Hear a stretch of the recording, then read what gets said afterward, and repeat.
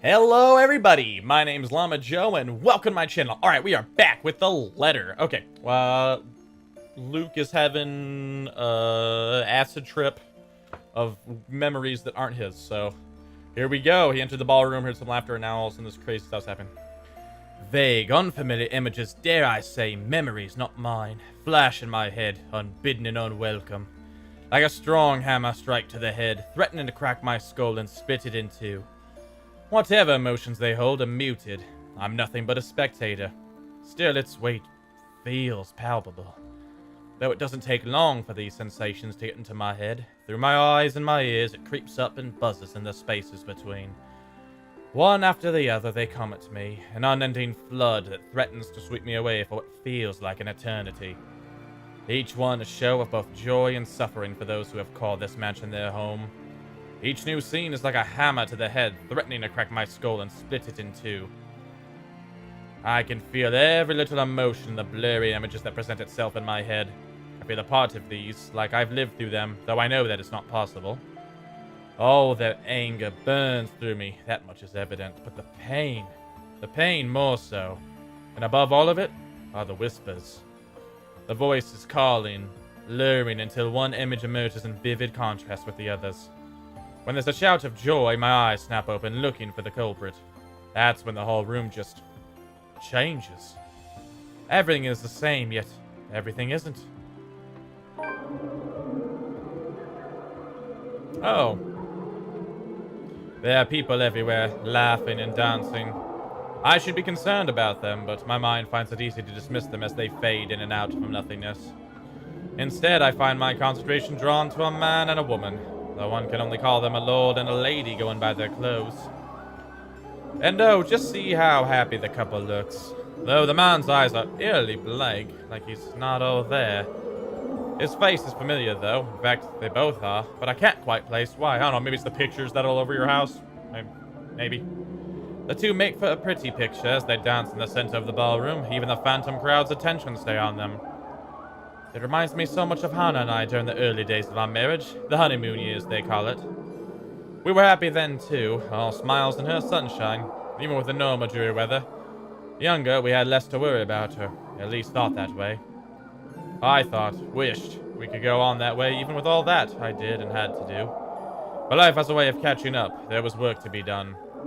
Although we had to stay the loving, perfect couple in public, I could not afford to look so weak. To appear tied down to someone else, to those who knew who I really am. I had to harden my heart when I have business, but it hadn't always been so easy just to switch that part of me on and off. I should be concerned about the intrusion too. Ask what in bloody hell they are doing in my house, throwing a party as if they own the place. Ask myself how the fuck I didn't notice what was going on before when the parlor and the foyer are both only a few doors away. But I have the feeling that yelling and screaming at them won't do much of anything anyway. None of the others have given me notice. I realize that this might not even be real. It dawns on me that these two are the people from the paintings, the ones all over the mansion. There you go. Which makes sense. I don't think I'm imaginative enough to make all this up on my own.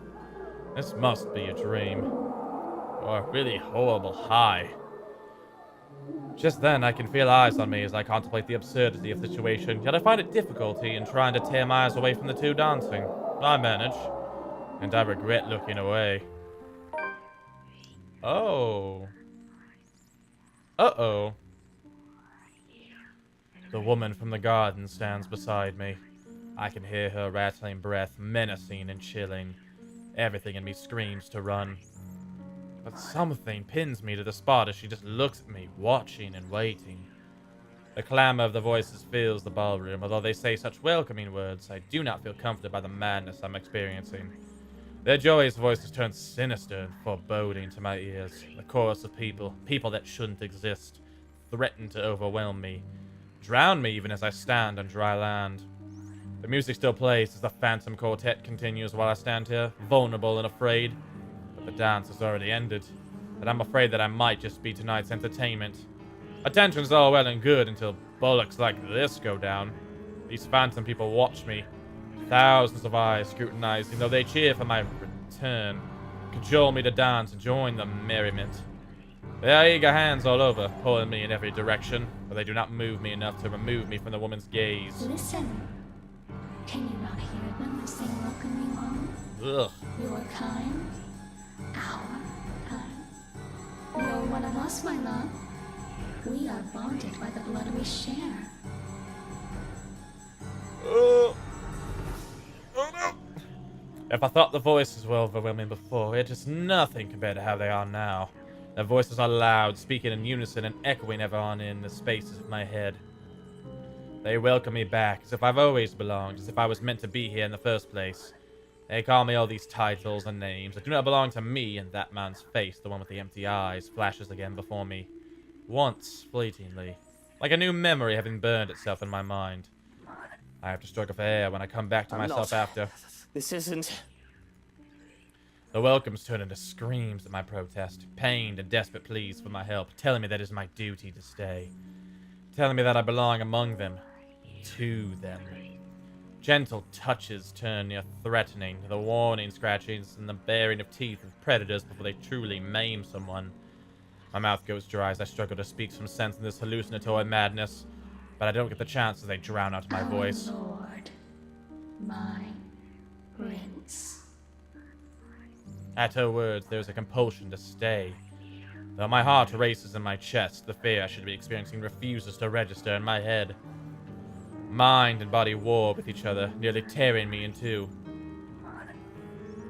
Oh, you finally returned to us. The compulsion to walk into her arms is strong. Whispers in my head tell me to go to her. They say that she is safety, she is home and heart. Why is it not doing her creepy voice now?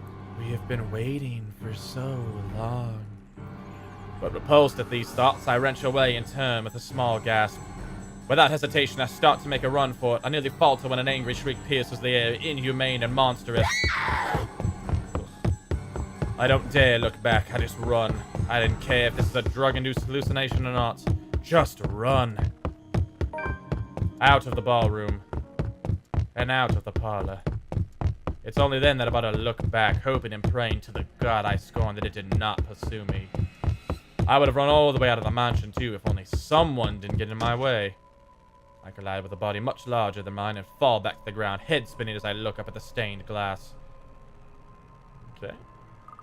Turning my head to the side, I place the color of a sight with a pair of shiny black shoes. Fatigue fills every inch of my being, then making me refuse to get up. Meanwhile, a familiar head of ginger hair looks down at me in bemusement. You really must look where you're going if you insist on running about. Do tell, where is the fire? It's unfortunate I don't like the butler anymore.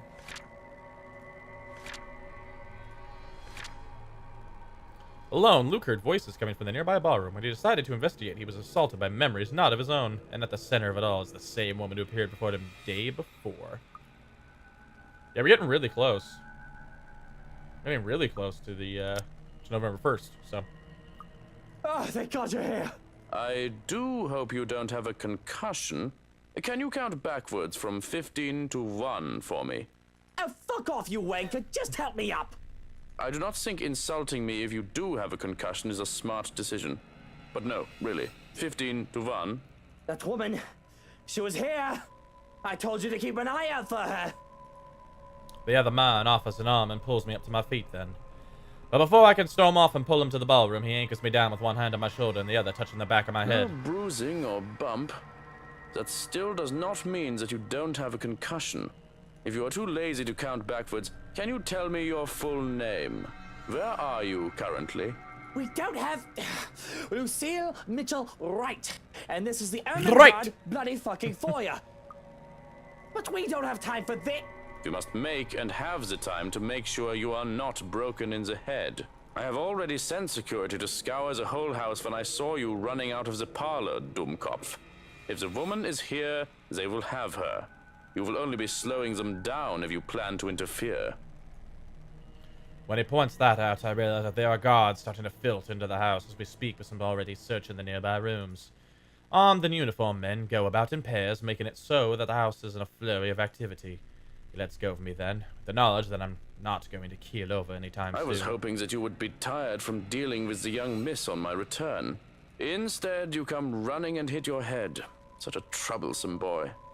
Shall I be carrying you to bed, too? I can manage just fine on my own. Though I don't see how I can sleep until that woman is caught. It'll be easier to keep you safe in your quarters. This is twice we've known the woman to break in. I think we can safely presume that you hold her interest. Yeah. He says it as a matter of fact in a tone that brook no argument. Not like I'll argue if it means I'm kept safe. The two of us hurry upstairs, though we remain watchful and wary of any potential threats to my person. We make it to the master bedroom without any trouble, though, and two of the security I left outside the door. No problems at all. Uh-oh. Not until we get inside. Johann's eyes scan the room wildly, a look of dread on his usually stoic face. And I don't understand for a moment. Looking around the bedroom, it's empty. Yeah, that's the problem. Hannah's gone. But then I realize... Where's Hannah? She came home with you from the hospital, didn't she? She's supposed to be here. I sent one of the maids to accompany her here, to let her rest. I feel the color drain from my face when he raises a hand to stop me from charging out there. Stay. I'm not staying in here while Hannah stays out there. One of the guards will find her and bring her here. And what if they don't? What if that woman gets to her first? What if she already has her? That's not possible. You can't promise that. There's no second thought as I reach under my side of the bed and pull out one of my knives. I have no doubt that the other man can take me on if we are both unarmed. But with this, I can even the field, or at least deter him from escalating the situation and risk hurting either of us. I'm going out there to look for Hannah. And you're either with me or you aren't. I'm not risking Hannah, and I'm not leaving her alone. Still, like a stubborn mule, he refuses to budge from the door. There's a withering look on him that I try to match. One that somehow I am losing fast to, even with him not saying a word yet. Can you see yourself in the mirror right now? You are in no proper state to go looking for anyone. If it will make you happy, I will do the looking. But please, and don't make me repeat this, stay. Where it's safe, where security can find you. We already have one person to be worried about. Please don't add another one to it. Oh, perhaps it is his tone, in spite of his general disdain for virtually everything that has to do with me. I'd like to think that over the years he has grown to care for Hannah at least. Much as I loathe to admit this, I trust him with her safety over any servant in this house.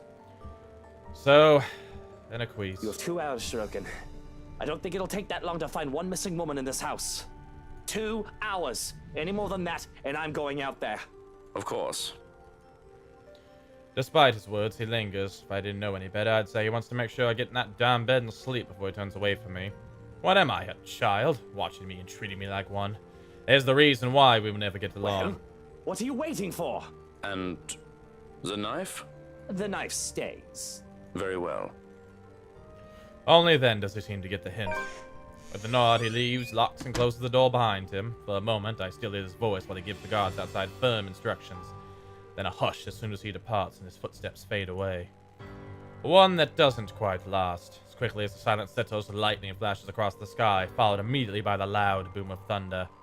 And that wanker strikes so dangerously close that I can feel the electricity in the air. The power goes out not a second later, and I feel as if I'm being mocked by whatever greater power there is. All is deathly still for a moment, but soon the rain starts once again. Far heavier than the light drizzle from this morning, its pitter-patter hitting hard against its palace's roof. Despite the noise, I find myself drawn to my bed, exhausted, hoping for a little nap. I'm safe here. Hannah will be safe too. Shrokum will find her, and when I wake, she'll be here. It does not take long. Once my head hits the pillow, in a matter of minutes, darkness claims me, bringing with it laughters and whispers of a twisted love from a time long gone. Oh, okay. Bum, bum, bum, bum. Oh, whoops. Nope. Not what I wanted. Bumping into Luke after his flight from the ballroom, Johans quickly ushered the paranoid man to his room while the house's security looked for the trespasser, only to be greeted by a room devoid of Hannah, who was supposed to have arrived with the butler. Dot, dot, dot, bum, bum, bum. Okay, so we're gonna end it here. I think it's a good time to end. I think I'm gonna hit a little early, but it's whatever.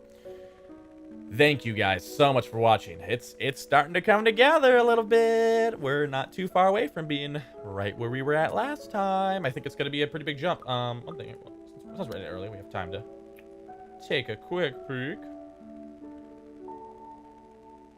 Okay, so we're like a sixth of the way done for now. But we are blazing through this though. So, I've got a new diffuser that's going on. Ooh, it smells so good. It just farted a little mist in my face, and it smells fantastic. Anyway, thank you guys so much for watching. As always, feel free to like, comment, subscribe. Tell me what you like. Tell me what you don't like. And I'll do the best I can to make it right. I'm Llama Joe, and I'll catch you guys later.